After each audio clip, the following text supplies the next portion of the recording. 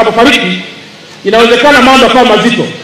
Kwa hiyo hati na kila kitu akaziandikisha kwa jina la watoto wake. Sasa kwa bahati mbaya yule mama hakujua na watoto wake hawakujua, wameendelea namna hiyo, lakini juzi hapa tumekwenda na yeye kumnyang'anya nyumba hiyo ili pia iwe mali ya wale watoto ambao kwa mujibu wa sheria waliachiwa, na yule mwanamke ameendelea kurithi pia mali zingine kwa mujibu wa sheria ambazo zipo. Kwa hiyo nihitimishe kwa kusema nini? Kwamba kwa kuwa tunahamasisha mwanamke kutonyang'anywa mali na kunyanyaswa, basi ni vizuri pia mwanamke kutokuwa mnyang'anyi wa kile kitu ambacho sio cha kwake. Sasa katika kuhitimisha, leo nitamtolea mfano mama mmoja anaitwa Florence Angelo Mtegoa. Mnamjua huyu mama? Huyu mama aliwahi kuzaa mtoto mwaka 1984. Yule mtoto alizaliwa akiwa ni Msukuma kutoka huko Shinyanga.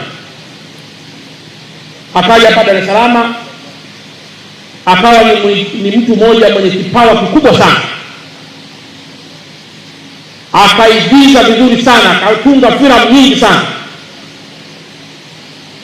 Lakini kwa bahati mbaya sisi wa Tanzania tumeendelea kuziona kazi zake zikiwa bora na nzuri, lakini maisha ya yule mama aliyemzaa yule mtoto yakabaki kuwa ni maisha ya kawaida sana, pamoja na mchango mkubwa wa yule kijana wake.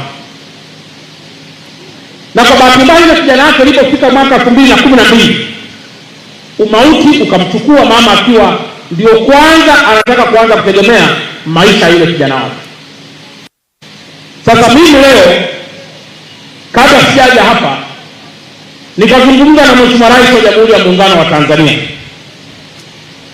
lakini katika kuzungumza naye akaniambia ameona kwenye mitandao ya kijamii huyu Florence akiwa anamuomba msaada Mheshimiwa Rais, lakini Mheshimiwa Rais akagundua kwamba kwa sababu mwanaye ndiye alikuwa mtunzi mzuri sana wa filamu ya Johari, filamu ya Dangerous Desire, filamu ya Ndoa Yangu, filamu ya Divo Kingdom, filamu ya Uncle JJ na kadhalika, Mheshimiwa Rais akawa amekwisha yaona yale machozi ya mama Florence Angela, na kwamba pengine leo hiyo ni siku pia sio tu ya kumuona mama Angela kama mama shujaa aliyezaa chema tunachoendelea kukiona leo, lakini pia iwe message kwa mtu anayebarikiwa katika maisha kwamba ukipata matunda mazuri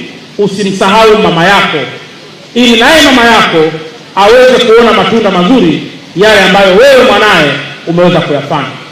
Mama huyu sio mwingine, anaitwa Mama Kanumba. Hebu ningeomba Mama Kanumba aje hapa. Mama Kanumba leo tumemtafuta sana. Huyu hapa, mpigieni makofi mengi sana. Mama huyu ameonekana pia kwenye video, kwenye mitandao akisema, Samia, Mheshimiwa Samia, naomba nisaidie. Sasa ni kweli ndiye alizaa Kanumba, na Mwenyezi Mungu alipachukua pale pale ambapo mama alipategemea. Lakini leo kwa kuwa mama alimuomba Mheshimiwa Rais gari ya kutembelea, Mheshimiwa Rais amempa Harrier hiyo model kabisa. Hebu ningeomba mueleze hapa Harrier hiyo, mnisogezee Harrier hiyo safi ambayo Mheshimiwa Rais Dr. Samia Suluhu Hassan kwenye siku ya wanawake amemkumbuka mama wa Kanumba kwa mchango mkubwa sana aliyouleta marehemu Kanumba kwenye tasnia ya fasihi yetu katika taifa la Tanzania. Mama, Mwenyezi Mungu aendelee kukuponya, lakini Mheshimiwa Rais amekuona leo katika siku hii muhimu ya wanawake duniani, na leo anakupa gari utakwenda kusajili na kuliendesha. Ni hali ya kumbukumbu ya mchango mzuri ambao ndugu yetu marehemu Kanumba ametuachia sisi wa Tanzania. na